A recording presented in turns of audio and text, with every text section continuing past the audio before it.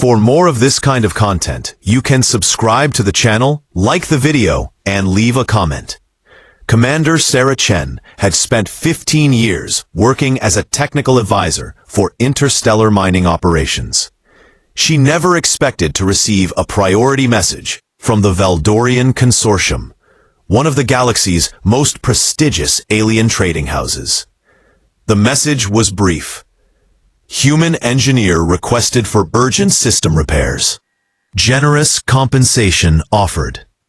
Sarah's transport ship landed on Valdoria Prime, a planet known for its crystal cities and advanced technology. The spaceport bustled with beings from dozens of different worlds, their various forms creating a tapestry of galactic civilization. Sarah adjusted her toolkit and followed the coordinates to a magnificent estate overlooking the crystal canyons.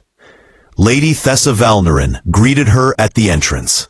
The Valdorian noble stood 7 feet tall, her silver-scaled skin shimmering in the afternoon light.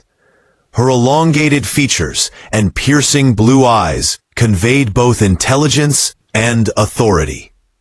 Behind her, several other Valdorians watched with curious expressions. "You are the human engineer?" Lady Thessa asked, her voice carrying musical undertones typical of her species.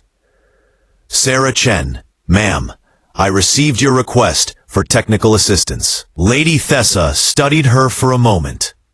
"Our engineers have failed to solve a critical problem.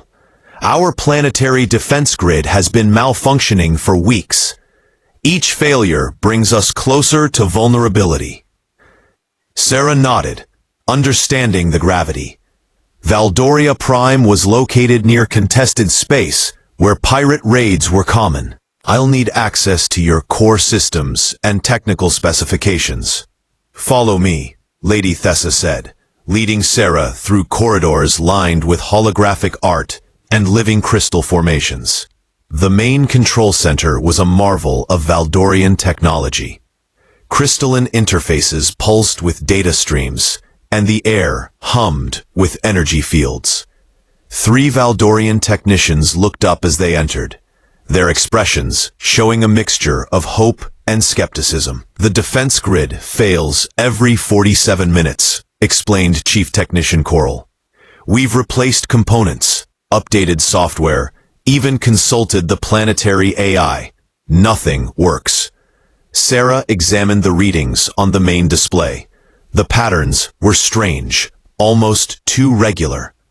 "When did these failures start?"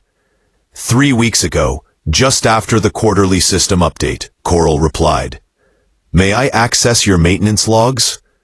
For the next several hours, Sarah dove deep into the system architecture. While Valdorian technology was sophisticated, she noticed something the native engineers had missed. Their approach was too systematic, too logical. They were looking for technical solutions to what appeared to be a technical problem. As night fell over the Crystal City, Sarah made a discovery that changed everything.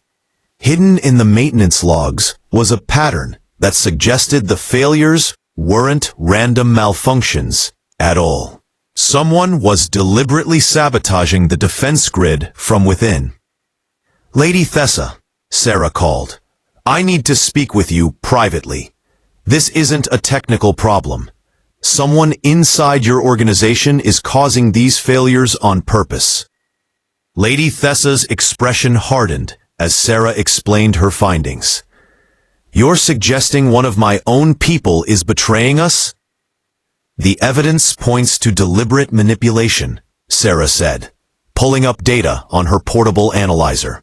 "The failures follow a pattern that's too precise to be random. Someone with high-level access is introducing micro-delays that cascade into system-wide shutdowns." They moved to Lady Thessa's private study, away from potential listening devices.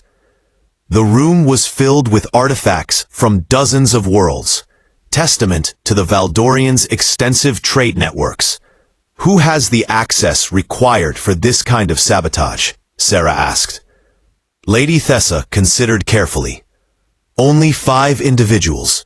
Myself, Chief Technician Coral, Security Chief Varen, my advisor, Counselor Nexus, and my younger brother, Prince Zether. Sarah's analytical mind went to work. We need to trace the specific access codes used during each failure. Can you do that without alerting anyone?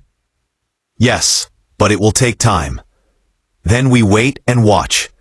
Meanwhile, I'll install some monitoring subroutines that will track any unauthorized system modifications in real time. The next morning brought news that made their investigation urgent. A merchant vessel had detected pirate scout ships near the outer system. Valdoria Prime's defenses needed to be operational soon. Sarah worked alongside Coral and the other technicians, ostensibly performing routine maintenance, while actually installing her hidden monitoring programs. She noticed Coral's nervous behavior when certain access logs were mentioned, but she couldn't be sure if it was guilt or simply professional anxiety. During lunch break, Security Chief Varon approached her. "Human, your methods are unconventional. Why do you not follow standard diagnostic procedures?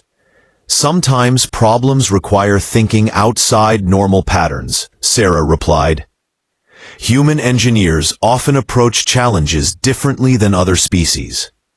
Varon's 4 eyes studied her intently. Different can be dangerous. Perhaps the failures are meant to reveal weaknesses in our defenses that we should address. That evening, Sarah's monitoring programs detected unusual activity. Someone was accessing the defense grid's core programming, using Prince Zether's authorization codes. But when she checked the palace's internal sensors, Prince Zether was in his chambers, apparently asleep. Sarah immediately contacted Lady Thessa through encrypted channels. "We have a problem. Someone is using your brother's access codes, but he's not the one doing it." They met in the Crystal Gardens, where natural formations would interfere with electronic surveillance. This means either someone has stolen his codes, or... Lady Thessa paused. "Or your brother is not who he appears to be," Sarah finished. "We need to confront this carefully. If there's an imposter, they might have allies." Lady Thessa's silver scales darkened with anger. "If someone has harmed my brother and is using his identity to destroy our defenses, they will face the full fury of House Valnerin." As they spoke, alarms began sounding throughout the estate. The latest defense grid failure had triggered proximity warnings. 3 pirate vessels were approaching the planet, confident that Valdoria Prime's defenses were down. "We're out of time," Sarah said. "I can implement a temporary fix. But we need to expose the saboteur before they can counter our efforts." Sarah raced back to the control center, with Lady Thessa beside her. The main display showed 3 pirate vessels accelerating toward the planet's atmosphere. Without the defense grid, Valdoria Prime's ground-based weapons would be insufficient to stop a determined assault. "Estimated time until weapons range?" Sarah asked. 43 minutes, Chief Technician Coral responded, his hands flying over the crystalline controls. Sarah began implementing her emergency protocols. She had prepared bypass circuits that could restore partial defensive capability, but they would only work if no one interfered with her modifications. Prince Zether entered the control room, his usual calm demeanor replaced by apparent urgency. "Sister, perhaps we should evacuate the civilian centers instead of risking lives on experimental repairs." Sarah watched him carefully. Something about his movements seemed wrong, too fluid for a Valdorian noble who typically carried themselves with formal dignity. "Your Highness, what was the name of your childhood tutor?" Prince Zether turned to her with surprise. "Why would you ask such a question at this time?" Lady Thessa caught on immediately. "Answer her, brother." What was Master Corvain's favorite lesson? For just a moment, uncertainty flickered across the prince's features. That was all Sarah needed. He doesn't know, because he's not your brother, Sarah said, drawing her sidearm. Lady Thessa, step away from him. The imposter's disguise began to shimmer and fade, revealing a pale, gaunt alien with tentacle-like appendages where hair should be. Clever human, but too late. Coral gasped. Amorphic. They're shapeshifters from the Omega sector. The alien lunged toward the main control console, but Sarah was ready. Her human reflexes, evolved from millions of years of hunting and survival, served her well. She tackled the imposter before he could reach the critical systems. Security to the control center, Lady Thessa commanded. The Morphic fought with desperate strength, but Sarah's training in zero-gravity combat gave her advantages. She managed to subdue him just as Security Chief Varen arrived with reinforcements. The real Prince Zethar? Lady Thessa demanded. The Morphic snarled. Alive, for now. Our employers wanted leverage for future negotiations. Where is he? The old mining station in the asteroid belt. But it won't matter. The pirates are almost here, and your defenses remain down. Sarah released her hold on the alien and sprinted to the control console. I can restore partial function, but I need everyone to follow my instructions exactly. Working with desperate efficiency, Sarah began rerouting power through her bypass circuits. Valdorian technology was sophisticated, but rigid in its applications. Human engineering philosophy emphasized adaptability and creative solutions over perfect optimization. Coral, redirect all non-essential power to the grid modulators. Security Chief Varen, I need you to manually calibrate the targeting arrays.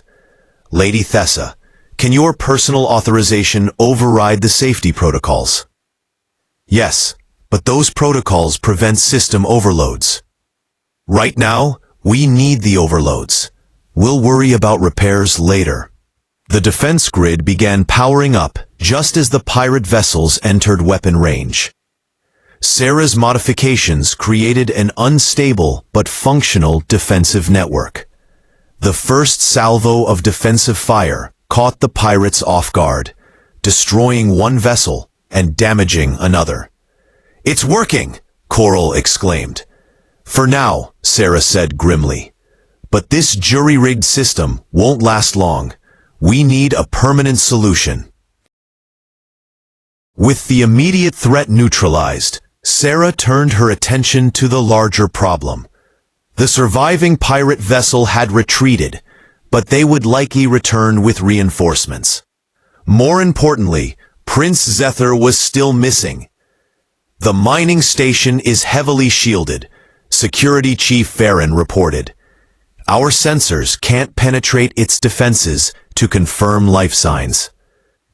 Lady Thessa paced the control room, her silver scales dark with worry. My brother has been missing for 3 weeks. If this Morphic was impersonating him that entire time, is likely still alive, Sarah interrupted. Shapeshifters need their subjects alive to maintain accurate mimicry of complex behaviors and memories. How do you know this? Coral asked. Humans have encountered Morphics before. We've learned their limitations. Sarah pulled up star charts on the main display. A mining station is in a strategic location. They can monitor all traffic in and out of this system. Lady Thessa studied the data. A rescue mission would be dangerous. The station's weapons are still functional. Then we don't go in shooting, Sarah said. We go in smart. Sarah began outlining her plan. Using her knowledge of mining station layouts and human tactical doctrine, she proposed an infiltration approach that would minimize risk to Prince Zethar while maximizing their chances of success. Finally, I'll go alone, she concluded. One person can move undetected easier than a team. You are a civilian contractor, not military personnel. I'm human, Sarah replied simply.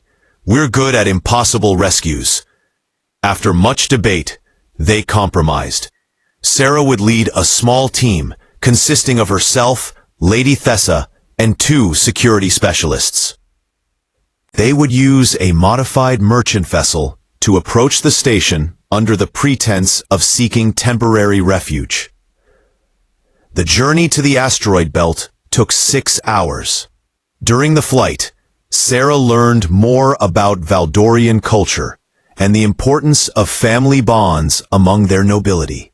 She also discovered that Lady Thessa was more than just an aristocrat. She was a trained diplomat who had negotiated several major trade agreements. "Why did you specifically request a human engineer?" Sarah asked. "Because humans approach problems differently," Lady Thessa replied. "Your species sees solutions where others see only obstacles." As they neared the mining station, Sarah's sensors detected its defensive systems. The station was indeed formidable, with shield generators and weapon emplacements that could destroy their ship if they were detected as hostile. "We're refugees seeking shelter," Sarah reminded the team. "Lady Thessa, can you alter your appearance slightly? If they recognize you, our cover is blown."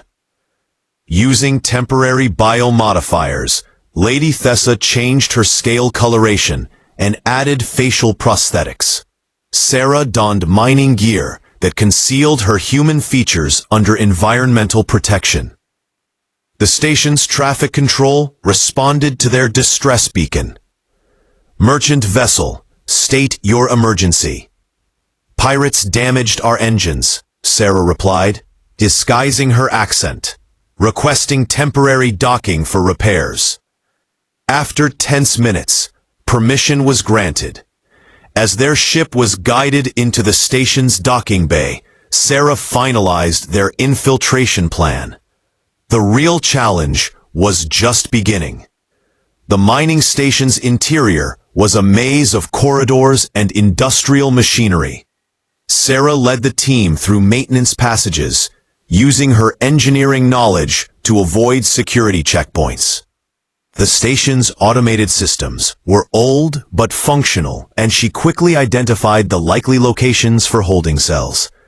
Life support readings indicate occupied chambers in Section 7, she whispered into her communicator. Moving carefully through the station's lower levels, they encountered minimal resistance. Most of the pirates were apparently deployed elsewhere, leaving only a skeleton crew to guard their prize. They found Prince Zethar in a detention cell, weak but alive. He bore some resemblance to his impersonator, but his genuine personality immediately distinguished him from the Morphic's performance. "Sister," he gasped as Lady Thessa freed him from his restraints. "You shouldn't have come here." "Valdorians do not abandon family," she replied firmly.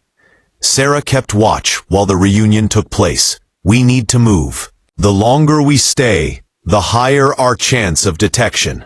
Their escape route led through the station's power core, where Sarah made a critical decision. Using her engineering expertise, she began sabotaging the facility's main reactor. "What are you doing?" Prince Zethar asked. "Ensuring they can't use this base to threaten anyone else," Sarah replied, her hands working quickly on the control systems. "The overload will destroy the station, but give us enough time to reach minimum safe distance." As alarms began sounding throughout the facility, the team raced to their ship. Sarah's sabotage was precise. The reactor would fail catastrophically in exactly 12 minutes. Enough time for escape, but not enough for repairs. Their ship launched just as the first explosions ripped through the station's hull. Watching from the bridge, Lady Thessa turned to Sarah with deep respect. "You risked your life for people you barely know," she said. "Why?" Sarah considered the question carefully. "Because it was the right thing to do. Humans believe that every sentient being deserves freedom and dignity, regardless of species. This story emphasizes human values like courage, ingenuity, cross-cultural understanding, and selfless service, while providing an engaging science fiction adventure with realistic characters and situations.